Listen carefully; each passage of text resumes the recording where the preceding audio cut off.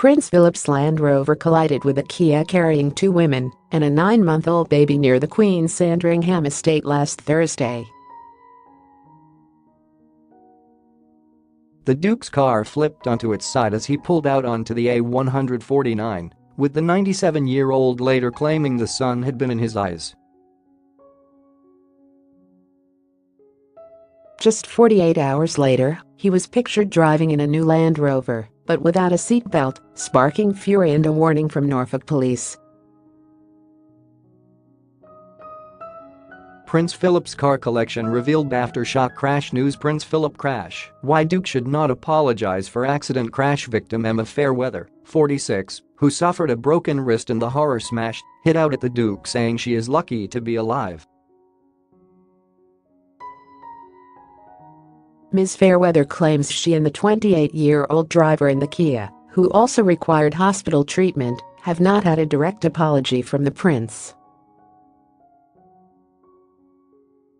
Following the accident, Buckingham Palace initially said the parties had been contacted privately and well wishes exchanged.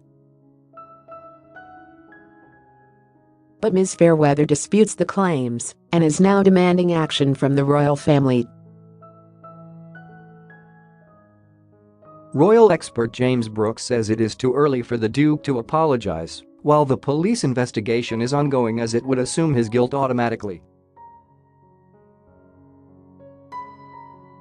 But the Royal Central Communications Director added, "If it does come out the prince was at fault, then we will expect an apology, we will expect something from the palace.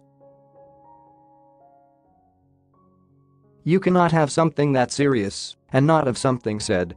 Doubters dazzled by an age-old prejudice. Royal FEUD, Princess Anne dubbed miserable and cold. According to Mr Brookes, the real damage to the Duke's reputation was caused after he was pictured driving without a seatbelt 48 hours later. The royal correspondent said if he is driving anywhere, he should be wearing a seatbelt. The law is black and white about that, and he should follow it. He added trying to get him to understand the magnitude of what has happened was another matter, however. Mr Brookes said, "Everyone knows the Duke is a strong-willed gent and people have actually admired that about him in the past. But when something like this happens, and it affects other people's lives or health, it becomes much more serious." There have been calls for close relatives to have a quiet word with the Duke and encourage him to step down from driving as he nears to being a century old. But Mr Brookes said, while most of us would have trouble telling elderly relatives to quit driving when the time is right, Philip, being the type of person he is, makes it 10 times harder.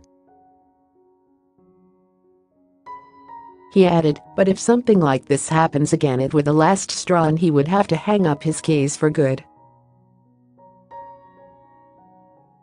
The Duke's brazen recklessness when it comes to not wearing a seatbelt is eveb equals and more unnerving considering the royal family's poignant history. Philip's great-grandchildren Prince William and Prince Harry lost their mother Princess Diana after she was killed in a car crash in Paris in 1997. The princess, who was being pursued by the paparazzi at high speed, was not wearing a seatbelt at the time despite being a staunch supporter of road safety. Mr Brookes said the only time ironically Diana was not wearing a seatbelt was when she died.